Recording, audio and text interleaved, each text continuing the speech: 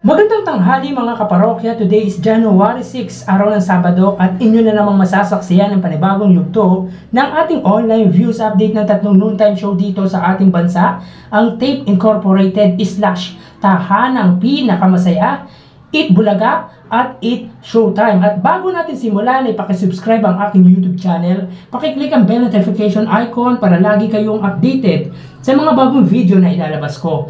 Sa mga kaparokya, isa din ba kayo sa nag-abang sa Eat Bulaga ng Tito Vic at Joey at ang bagong title ng show ng Tape Incorporated? Dahil sa pagkapanalo ng legendary trio ay kinasabi ka ng halos lahat kung ano ang ipapakita o pasabog ng legendary trio after ng desisyon ng korte.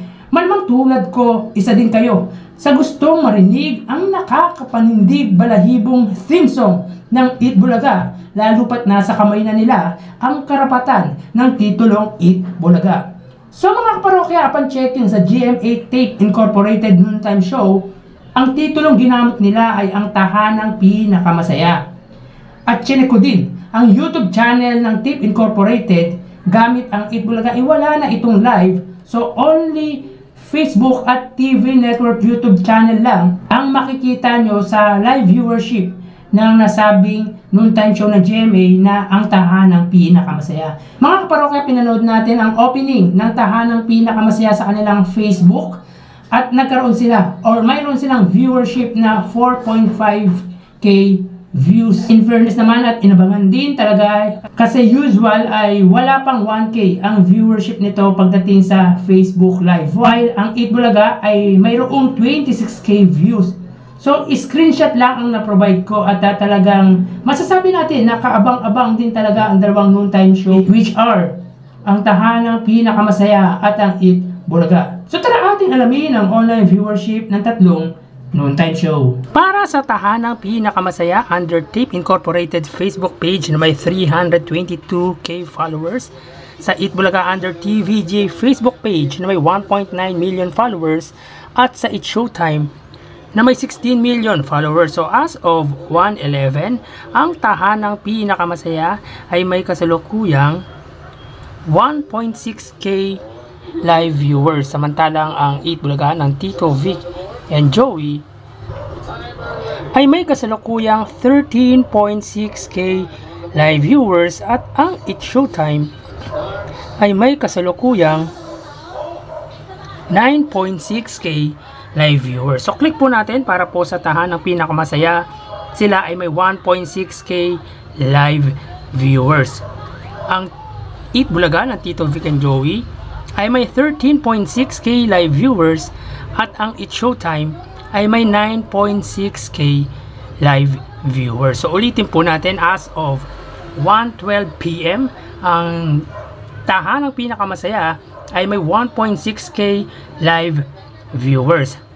Ang Eat Bulaga ng Tito Vic and Joey ay may 13.6k live viewers, at ang Eat Showtime ay may 9.6k live viewers. So dito po sa live viewership nila pagdating sa Facebook, ang nanguna ay ang Eat Bulaga, pumangalawa ang Eat Showtime, at pumangatlo ang Tahanang Pinakamasaya. So mapunta naman po tayo sa live viewership nila pagdating sa may TV Network, at upon checking sa may TV Network YouTube channel ng GMA ay wala po silang live sa may Tahanang Pinakamasaya, pero i-check pa rin po natin ang kanilang live viewership pagdating sa TV Network live viewership, so sa pagdating sa YouTube. So para po sa GMA na may 33.9 million subscribers, sa Eat Bulaga naman under TV5 Philippines na mayroong 1.61 subscribers, at sa Eat Showtime under ABS-CBN Entertainment na may 46.4 million subscribers. So as of 1:14 PM, ang GMA Network ay may kasalukuyang 1.2k live viewers. Ang TV5 Philippines ay may Ang TV5 Philippines ay may 64k live viewers, At ang ABS-CBN Entertainment ay may kasalukuyang 83k live viewers. So ulitin po natin, as of 1:14 PM, ang GMA ay may 1.2k live viewers. Ang TV5 naman po ay may 64k live viewers. At ang ABS-CBN ay may 83k live viewers. So bali dito sa TV network, YouTube channel ang nanguna ay ang ABS-CBN. Pumangalawa ang TV5 at pumangatlo ang GMA network. So mapunta naman tayo sa main YouTube channel ng Tatlong Noontime Show, pero as of now ay wala pa pong live viewership sa tahanang pinakamasaya. So mag-relay po tayo dito sa Eat Bulaga at sa Eat Showtime. Para po sa Eat Bulaga, under sa TVJ YouTube channel na may 773k subscribers. Sa Eat Showtime naman, under naman po yan sa may ABS-CBN Eat Showtime na may 1.96 million subscribers. So as of 1:15 PM, ang Eat Bulaga ay mayroong 59k live viewers.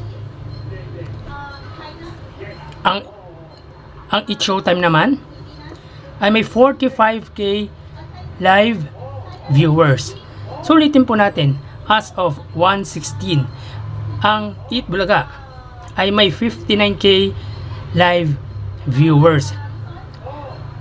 Ang Eat Showtime naman po ay may 45k live viewers. So bali dito sa main YouTube channel ng Noontime Show, ang nanguna ay ang Eat Bulaga, pumangalawa ang Eat Showtime. So ang total na nakuha ng Eat Bulaga, ang Eat Bulaga ay 122k live viewers, samantalang ang Eat Showtime ay nakakuha naman ng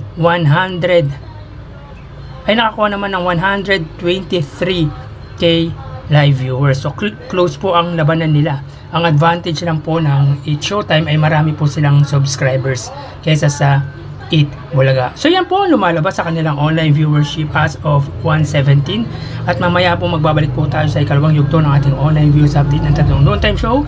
Magsikain na po at mag-ingat. Thank you and God bless.